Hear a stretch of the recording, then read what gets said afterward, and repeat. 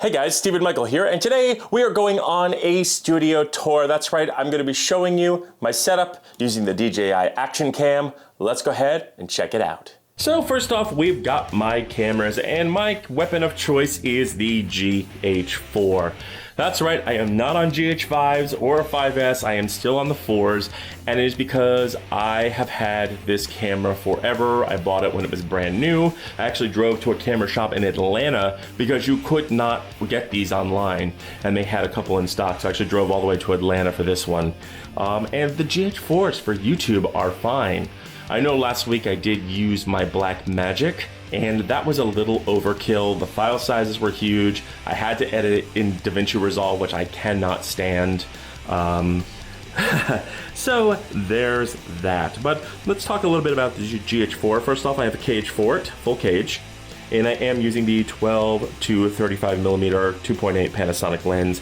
This is my workhorse. This is my baby. This is what I primarily use all the time for everything. It is very rare that I will swap this out. Now I do have a 20 millimeter and I do have a couple of Canon lenses, prime lenses, that I will swap here and use a Metabone Speed Booster or the Viltrox Speed Booster. But primarily when you see something that I've shot, it is on this lens. And moving up here, we have the Shinobi 5.2 by Atmos. And I'm not 100% thrilled with this. It's a good monitor, it's got all the fun scopes, but it is incredibly plasticky and cheap. It is not my favorite thing, and it's 5 is a little bit small. I'm used to a 7-inch monitor, which you'll see in a minute. And of course I have the Carrier K3 head here. These are Manfrotto sticks, but I did actually recently put this head on, which came with my monopod kit. It is actually a really nice head for the money. You just buy the head through Carrier, and it's funny, for a product that I did not think that I was going to like, I use every bit of this kit for different things. It's just been very versatile, and it's worked very well, so you never, just goes to show, you never know. And of course, for audio, I am running this into Camera One, and I'm using the Saramonic Smart Rig. Now you can't buy this one. This one has a really good preamps. It's the older one. They make a newer one, but I hear the preamps aren't as good. And of course, powered by 9-volt Phantom Power. And of course, I've got this running through the closet and all the way around to my sound, which I'll show you later. And that is Camera One. Now Camera Two usually has the Rode Wireless Go on top. It is again a GH4, but I am using the Olympus 40, I believe it's a 40 to 150, which I really love this lens. It has no in-body stabilization, but it is so crisp and beautiful. I even love taking photos with this lens. It is a fantastic lens. It is a very affordable lens. I highly recommend it. And of course, the tripod I'm using is this very old Renokin SP. I got this at Goodwill for like $3 on half price day, and it's an old photography monopod, but tripod, but it is rock solid. I really absolutely love this thing. And then lastly, I have this monitor. This is the BestView 4K monitor, and this has been a 7-inch monitor that has been my workhorse forever. Of course, it has the old-fashioned clicky buttons. It is not fancy touchscreen, but there are some pros and cons to this monitor. Some of the cons, I find this monitor gets a little blurry when working with it. That just might be me, but the image, even though it's in focus, it kind of tends to, I always feel like it's a little out of focus. The other thing I don't like is the battery. When you pull the battery out, it's got a swappable battery plate, so you can put in Sony's, you can do Canon, you can do all sorts of different batteries. That tends to come out with the battery, so there's that. It does have a headphone jack, HDMI in and out, so you can run things through.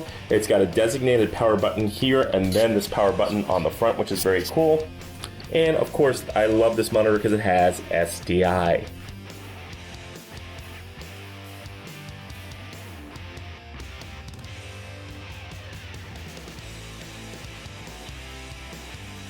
We have the little director's thing here. Of course, I got Blu-ray, DVD player, CD, VHS. And normally what I'll do is I'll remove the bottom shelf and all that stuff, and I'll use this little table here that is now underneath my table, and I'll actually turn that into a little, bring in a second computer and turn that into an assistant editor's bay.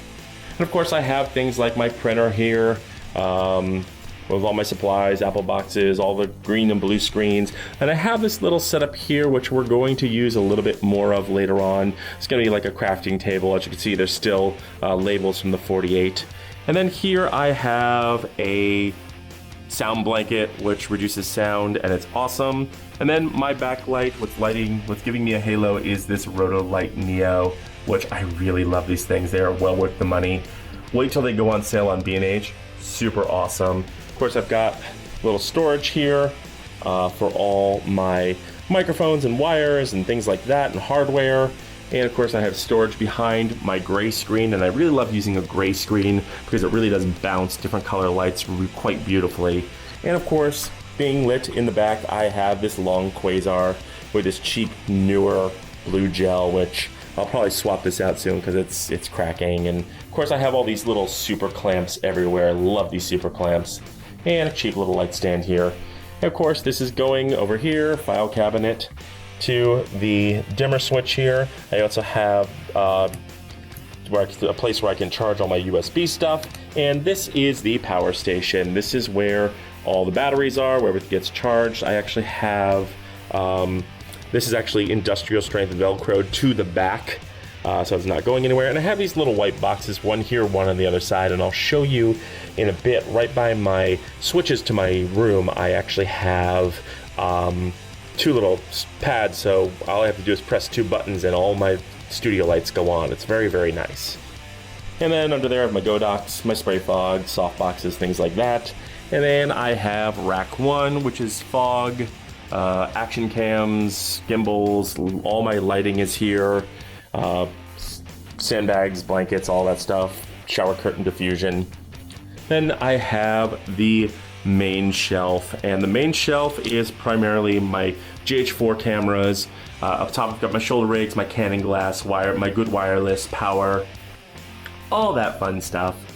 This is my GH4 case, which I have a 20mm Panasonic lens, little thing for my butt or my knees when I'm on the ground shooting. And of course I have a bag with my diffusion and all that fun stuff and gels. I got a camera crane back there, a slider, a green screen, and of course the Viltrox tripod, which I actually fell and broke and had to fix. I actually fell on top of it. And of course I got some pop-up green screens, and along the side I have like extra tripods, diffusion, my boom pole is back there somewhere. And of course I have things like the shadow box kit, flags, tripods, C-stands, all sorts of fun stuff. Then on the bottom shelf I have my audio.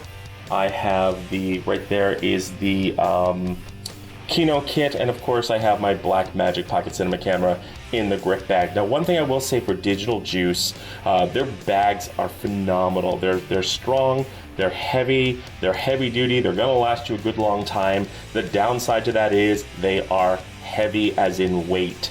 So if you are gonna have one of these bags, I would recommend getting like a little wheeling dolly to strap this to, because they are super heavy but super durable. And of course, if I feel like rocking out, there's my guitar. My guitar of choice is Martin. And of course I have like my tape and things like that. Now let's swing around to my editing bay, and as you can see, it's in the closet, which is good because it gets it out of the way if I want to use the rest of the studio. But I've got all my bags and all that kind of fun stuff. Got my double monitor set up here and some more supplies in the corner there. And I also, this is my brand new computer. Absolutely love this thing. This is the beast that I built for the 48 and just in general for me, to have for me. And yeah, we're gonna be doing some more. As you can see there, I'm getting set up to do some live streaming, and I'm gonna do a video on this computer. I'll probably talk about what I put in it a little bit later. And of course, here are the switches I was talking about, stage right and stage left. All I have to do is press these two and all my studio lights come on. Of course, I have my main light here, my editing bay light there. Very, very simple setup.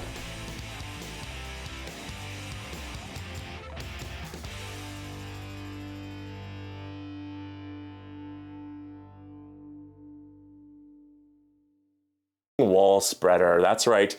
I got really upset with having to be constantly tripping over light stands and having them on the floor. So I put up this tube stretcher here, and it is the best thing that I had ever done in my life. I will tell you, it is well worth the, what, $150 for the, just for the, this probably cost me about maybe $200 to put up, but super well worth it. I think the hardware is like $150, $175. Then you have to go out and buy the tube, which is a little pricey, depending on where you get it. I actually got mine at Lowe's, so it wasn't that pricey. And I just sprayed mine with primer. I was gonna paint it black, but I shot primer on it and went, oh, it matches my floors. So there you go, and I've got some Apple boxes right there by Digital Juice. And I have this old GVM 480. That's what I used to light myself with.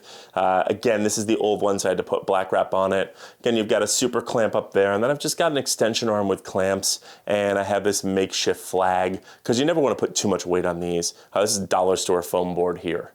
Then moving to the center here, I have this Impact little extension here, and that's because I actually pushed my setup back so I could close my closet door, because I was literally pushing my chair into my tripod, and that was not fun.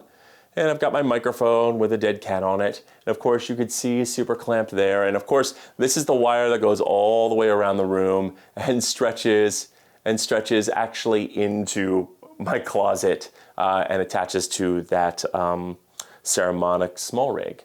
And then I have the new 480 right here. This is the Wi-Fi one, which I like a lot more. These are plastic, but I like them a lot more. They're just a little bit more durable. Just works a lot better. And that's it. That is my entire setup.